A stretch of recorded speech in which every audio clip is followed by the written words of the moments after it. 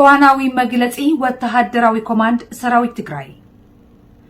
ብሽም እተን ፍልፍል ጽንዓትን ጅግንነትን ዝኾና ምሩጻት አዴታት ትግራይ ዝተሰየመ ወፍሪ መስተንክራዊ ዓወታት ተጸምቢሩ ቀጺሉሎም ጅግና ሰራዊት ትግራይ በአንፈት ደቡባዊ ግንባር ብዕለት 5 ሐምለ 2013 ዓ.ም ወጋሕታ ዝጀመረ መጠነ ሰፊሕ መጥቃዕቲ ኣብ ከባቢ ባላ አላማጣ ኮረም ተዘርጊሑ ዝነበረ ኃይል ጸራኢ ብምድምሳስ ባላ ኮረም አላማጣን ዋጃን ሓራክ ወፃ ገይሩሎም بخالق جت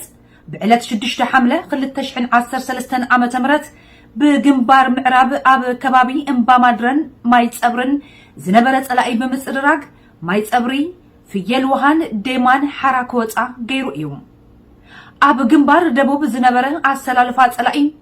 ناي سراويت فاشستي أبي أحمد مبل 30 كلتن كفل سراويت حدا برجيدن حدا بطلنن مبل 10 كفل سراويت كلتا بطلوني شادشاي ميكانايزد كفل سراويت ناي توخسي دغاف زنبرون تخون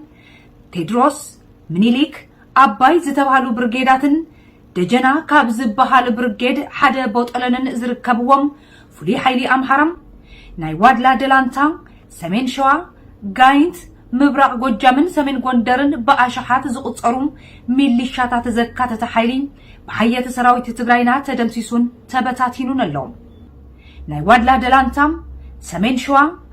ጋይንት مبرق ጎጃምን ሰሜን ጎንደርን በአሻሓት ዝቁጽሩ ሚሊሻታት ዘካተተ ኃይሊ በሐየተ ሰራዊትና ተደምሲሱን ተበታቲኑን አለው ናይ መበል 32 13 ክፍላት ሰራዊት ሻቻይ መካናይዝድ ክፍለ ሰራዊትን ኣብ ድሕሪት ዝነበረ ኃይሎም እና ሓገዝ መጽዩን ተነበረውን በጅግና ሰራዊትና ብዝዓረፎም ውቅዒት ተበታቲኖም ናብ ዝነበርዎ ተመሊሶም አለው በግንባር ምዕራብ ፍሉይ ኃይሊ አምሐራ ተከዘ ብርጌድ ፍኖተ ሰላምን ካብ ከባብታት ምዕራብ ጎጃም ዝመጸ በአሻሓ ዝቁጽር ሚሊሻታት ዘካተተ ኃይሉን ተደምሲሱን ተበታቲኑን አለው أبز فلي سرحي تحية سراويت تجراي 3 بأمبد الرعات 4 زو 23 6 مورتار 8 مليمتر 10 تشعات زتفلاليا والتهدراوي تشكركرتي ب10 تات زقطر مراخب راديوتات لعلم يتدشكان برينن لعلشح كلاشناتن أب إيد حية سراويتنا آتيلهم أب كلتيو جنبار لعلي 3 شحن شو 185 موت خلت 234 دما مروخات تخونم زترفو بحايلن بمدنغارن كاب محرسو افناقيلهم ناب كل جنبار كزمت زغبرو مليشا تبتاتينو ناب زمصلو يحدملهم فخران تغبارن مسناي زي كالو عطقات امحرم غليኦም ناب زمصو كبابي غليኦም دما زمصلو كبابون حليفهم تبتينهم يحدملهم دهول سراويت فاشستي أبيين فلي حيلي أمحرانون اقروم نابز مرحوم يهادملهم زوم عديتاتن هزاناتن مجفجافن مقفعن بحري أمزخونم سأره هزبن فكرت دحر غزان بركاو متقعتي حيات سراويتنا متصوار أبيوهم يبتاتنو لهم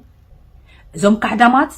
بسيحوهم زلو كعيتن سعرتن كخولم زي خونو وكوينم زي قبر وغيرنا نابلوم محدر ليتك خونم أب زي قارت حاسوتن نهزب مجبربارن تتصميدوم اللو حزب تግራይ መንግስት ትግራይን ሰራዊት ትግራይን